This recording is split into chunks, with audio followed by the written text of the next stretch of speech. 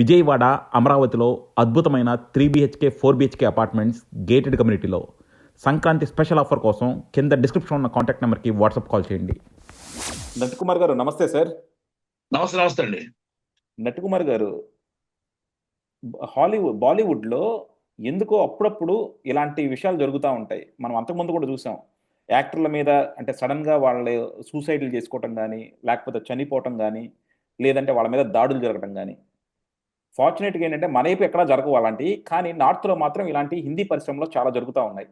ఈరోజు సైఫ్ అలీ ఖాన్ మీద జరిగిన దాంతో ఒక్కసారి అందరూ కూడా ఉలిక్కిపడ్డారు సార్. ఏంటంటే వాళ్ళు ఇప్పుడు మీరందరూ కూడా ఒక రిచ్ క్లాస్లో ఉంటారు, మీ చుట్టూ కూడా గేటెడ్ కమ్యూనిటీలో బాగా సెక్యూర్డ్గా ఉంటారు.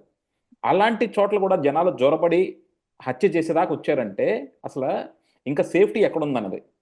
అందులోనూ ఇది ఎలా చూడాలి సార్ మనం? ఇది నిజంగా దొంగతనం కోసమే వచ్చారా?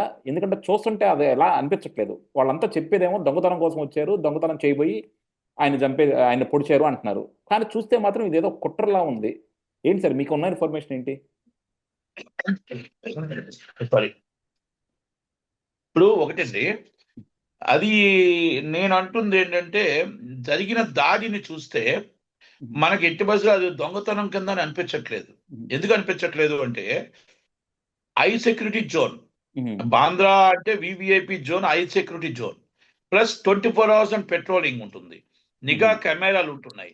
మొత్తం టోటల్ గా అక్కడ సల్మాన్ ఖాన్ కూడా నియర్ బై అంతా అక్కడ మొత్తం వివిఐపి అందరూ మొత్తం పొలిటికల్ అవ్వచ్చు, సినిమాలు అవ్వచ్చు, అందరూ అదే ఏరియాలో ఉంటారు. కనుక మనం అక్కడ సెక్యూరిటీ అనేది దాటుకొని వెళ్ళడం అనేది చాలా కష్టం. ఎందుకంటే చీఫ్ మినిస్టర్కి ఎంత సెక్యూరిటీ ఉంటుందో అక్కడ ఆ ఏరియా అంత సెక్యూరిటీ ఉంటుంది.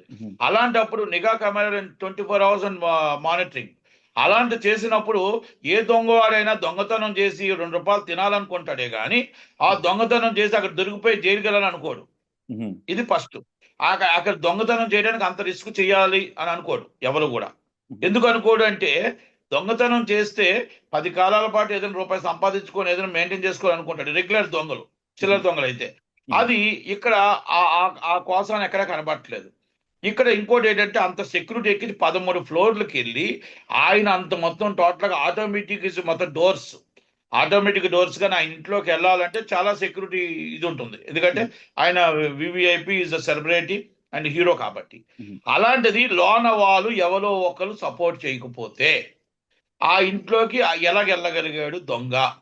ఆయన మీద దాడి ఎలా చేయగలిగాడు దొంగ అని అనుకుందాం మనం ఒకందుకి. ఎలా దాడి చేయగలిగాడు? దాడి చేసి ఎన్నిపోసలో అంత పెద్ద చాకుని ఎలాగ పొడగలిగాడు? మొత్తం మెడ మీద ఎలా పొడగలిగాడు? మనం ఇవన్నీ మనం చూసుకుంటే ఇది కావాలని ఏదో ఒక దాడి కిందే మనం పరిగణించవచ్చు. దాడి అది ఎందుకు దాడి పరిగణించవచ్చు అంటే, బిఫోర్ థింగ్ ఆయన మీద ఒక బెదిరింపు కాల్స్ వచ్చాయి. ఆయన మీద వచ్చి బెదిరింపు కాల్స్ వచ్చాయి, చంపేస్తామని బెదిరింపు కాల్స్ ఉన్నాయి. బిఫోర్ ఆయన సిద్దిక్ అని ఎన్సీపీ నేత చనిపోయాడు. బిఫోర్ సల్మాన్ ఖాన్ మీద బెదిరింపు కాల్స్ వచ్చాయి. అలాగే సల్మాన్ ఖాన్ మీద కూడా బెదిరింపు కాల్స్ వచ్చాయి, చాలా మంది అభియోగాలు కూడా వచ్చాయి. ఇవన్నీ ఉన్నాయి. అయితే ఇక్కడ ఖాన్స్ మీదే ఎందుకు దాడి జరుగుతుంది? ఖాన్స్ మీద ఎందుకు ఈ ఈ టైప్ ఆఫ్ దాడి జరగడానికి అవకాశం ఉంటుంది అనేది మనం ఒక దాంట్లో తీసుకోవాలి.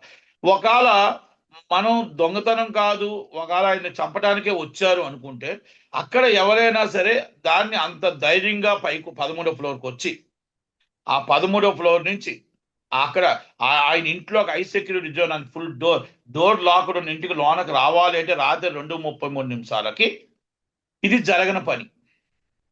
అంటే ఇంట్లోనే ఎవరో ఒకరు దొంగ ఉండి ఉండొచ్చు. అంటే ఇంట్లో పని మనుషులు అవ్వచ్చు, మేబీ ఎవరైనా అవ్వచ్చు, ఇది నెక్కి నిర్వహించవచ్చు, కింద సెక్యూరిటీ అవ్వచ్చు, ఇది సపోర్టెడ్ ఇస్ ఫుల్ ఉండొచ్చు. ఇది దాంట్లోకి మామూలుగా ఏ సపోర్టు లేకుండా అంత వివిఐపి భద్రత ఉన్న ఆ సెక్యూరిటీ జోన్లోకి వెళ్ళటానికి ఆస్కారం లేదు. కానీ ఇప్పటికీ పోలీసులు ఈ రోజుకి కూడా ఎక్కడి నుంచి వచ్చాడు ఆ దొంగ, ఏ కెమెరాలో చిక్కాడు అని చెప్పలేకపోతున్నారు. ఒక వ్యక్తిని పట్టుకున్నాము, ఆ వ్యక్తి దీనికి ఆ వ్యక్తికి సంబంధం లేదు అని చెప్తున్నారు. 2:33 ఆయన ఎందుకు వచ్చాడు? అసలు ఎన్ని గంటలకు జరిగింది మర్డర్? ఎన్ని గంటలకి అటాక్ జరిగింది? ఆ అటాక్ జరిగితే ఈ అబ్బాయి ఎందుకు దిగుతున్నాడు, ఎందుకు వెళ్తున్నాడు? ఇవన్నీ కూడా ప్రశ్నతోనే సంబంధమే, ప్రశ్నార్థకమే. కనుక ఆయన మీద అటాక్ అనేది ఇది మొత్తం టోటల్గా ముంబై మాఫియా మళ్ళా కన్ను తెరిచింది. మనం గతంలో గుల్షన్ కుమార్ గారు అవ్వచ్చు, Somani is the director, Somani is the people's అంటే సినిమా వాళ్ళు కావచ్చు, అక్కడ ముంబైలో జరిగింది. జరుగుతూనే వచ్చే దాడులు జరుగుతాయి. సెక్యూరిటీ జోన్కి అంత హై సెక్యూరిటీ ఉన్నానికే సెక్యూరిటీ లేకపోతే, భద్రత లేకపోతే అక్కడ ఉన్న సామాన్య ప్రజలకు ఏం భద్రత ఉంటుంది? ఫడ్నవీస్ గారు ఒక మాట అన్నారు, మాకు ఏదో ఒకటి రెండు సంఘటనలు జరిగినంత మాత్రాన Bombay security pure security zone అని అన్నారు. ఓకే, మీరు ప్యూర్ సెక్యూరిటీ జోన్ అన్నప్పుడు సల్మాన్ ఖాన్ గారిని చంపుతానన్నప్పుడు సిద్దిక్ ఎన్సీపీ నేత, మీకు కూటమిలో ఉన్న నేతే, ఆయన చనిపోయినప్పుడు మరి మొత్తం అమిత్ షా గారు కానీ మీరు కానీ ఒక నిఘా వ్యవస్థని భద్రతని పెంచారా? మరి ఈ రోజు బాంద్రాలో, అదే బాంద్రా ఏరియాలో సల్మాన్ ఖాన్ గారు నియర్ బై ఉన్నారు కదా, మరి ఆ ఉండేటప్పుడు మరి భద్రత పెంచుంటే మరి సైఫ్ అలీ ఖాన్ గారికి మరి ఎందుకు వస్తుంది ఈ అటాక్? ఎలా జరుగుతుంది? మరి కెమెరాలు అన్ని పనిచేస్తున్నాయా లేవా? నిఘా కెమెరా, స్పీడ్ కెమెరాలు ఉన్నాయి, మరి మొత్తం టోటల్గా 24 గంటల పెట్రోలింగ్ ఉంది. మరి ఎలా ఈ దాడి జరిగింది? 13వ ఫ్లోర్లో దాడి జరగడానికి ఆస్కారం ఏంటి? ఆ వ్యక్తిని ఇప్పుడు దాకా ఎందుకు పట్టుకోలేకపోయారు? ఇవన్నీ కూడా ప్రశ్నార్థంగా మిగిలాయి. దీనికి ఆయన అమిత్ షా గారు, ఫడ్నవీస్ గారు సమాధానం చెప్పాలి. సేఫ్టీ జోన్ ముంబై లేదు అనేది మనకు అర్థమవుతుంది. అందుకనే మంచిగన్నారో చెడుకన్నారో ఇస్ రేవంత్ రెడ్డి గారు is world how is Hyderabad, safe zone is Hyderabad. At Hollywood and Tollywood and Bollywood movies and shootings and Hyderabad and film city 80% shooting అని ఫిలిం సిటీలో జరుగుతున్నాయి. ఇక్కడ ఆ బాలీవుడ్స్ వాళ్ళకి కూడా మేము చోటు ఇవ్వడానికి, వాళ్ళకి అకామిడేషన్ ఇవ్వడానికి, వాళ్ళకి రెసిడెన్సీ చేయడానికి మొత్తం టోటల్గా మేము రెడీగానే ఉన్నాం, మీరు రండి, వెల్కమ్ టు ఇస్ హైదరాబాద్ అని చెప్తున్నారు.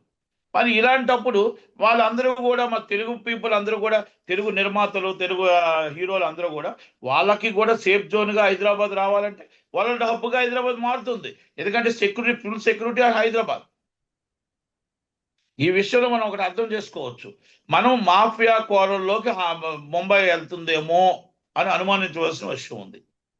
మనకు హైదరాబాద్కి బాలీవుడ్ కూడా ట్రాన్స్ఫర్ అయ్యే అవకాశాలు ఉన్నాయేమో ఇన్ ఫ్యూచర్. ఇవన్నీ కూడా మనం అర్థం చేసుకోవాల్సిన విషయాలు. ఎందుకంటే మీరు ఇంకొకటి కూడా చూడండి బాగా, ఒక ఆయన మీద అటాక్ జరిగితే ఇది అన్యాయం, ఇది తప్పు అన్న ఒక్కళ్ళు కూడా ఫీట్ చేయలే బాలీవుడ్ వాళ్ళు. ఎందుకంటే వాళ్ళు ఫీట్ చేస్తే వాళ్ళకి అటాక్ జరుగుతుందేమో, ఇది ఫీట్ చేస్తే వాళ్ళకేమైనా వార్నింగ్ వెళ్తుందేమో అన్న భయభ్రాంతుల్లో ఉన్నారు. మీరు అబ్జర్వ్ చేసుకోండి బాగా,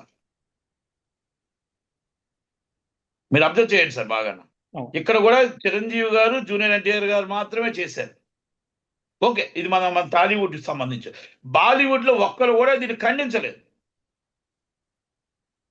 అంటే ఖండిస్తే మళ్ళా ఇక్కడ ఖండించిన వాళ్ళ మీదకి అటాక్ వస్తారేమో అన్న ఒక భయం ఉంది. అంటే ఇక్కడ ఎక్కడో ఏదో కోణం నడుస్తూ ఉంది, ఇక్కడ ఇది దొంగతనంకి కాదు అనేది నా అనుమానం, నా వ్యక్తిగత అనుమానం. అది చూస్తుంటే డెఫినెట్గా అర్థమవుతుంది సార్, దీని వెనకాల ఏదో కుట్ర ఉందని. ఎందుకంటే ఆయన దగ్గర ఒంట్లో దిగింది కూడా మామూలు కత్తి కాదు, హెక్సా నైఫ్ అని చాలా ఇది దిగింది, చాలా లోతుగా దిగింది. సో డెఫినెట్గా ఇది కుట్రగానే ఉంది. మీరు అన్నట్టు ఏంటంటే దొంగడు వస్తే వీళ్ళ నుంచి భయపడి దాక్కొని వెళ్ళిపోతాడే తప్ప ఎదురు తిరిగి పొడిచి, అంటే ఇంత పెద్దలను పొడిచి వాడు మాయమైపోయి అంత ధైర్యం అయితే వాళ్ళకు ఉండదు. సో డెఫినెట్గా దీని వెనకాల ఏదో కుట్ర ఉంది, ఆ కుట్ర బయట పెడతారని ఆశిద్దాం సార్. మీరు అన్నట్టు ఏంటంటే ఈ ముంబై మాఫియా కొరలు విప్పకుండా ఉంటే బాగుంటుంది. ఎందుకంటే మొన్నటిదాకా కూడా చాలా ప్రశాంతంగా ఉంది, ఈ మధ్య మళ్ళీ ఇప్పుడు కనుక అది ముంబై మాఫియా కొరలు విప్పితే మళ్ళీ ఇప్పుడే పాన్ ఇండియా లెవెల్లో మనం సినిమా బిజినెస్ కానీ అన్ని కూడా బాగా గ్రో అవుతుంది, పరిస్థితికి వస్తుంది. యా, థ్యాంక్ యూ అండి, థ్యాంక్ యూ వెరీ మచ్.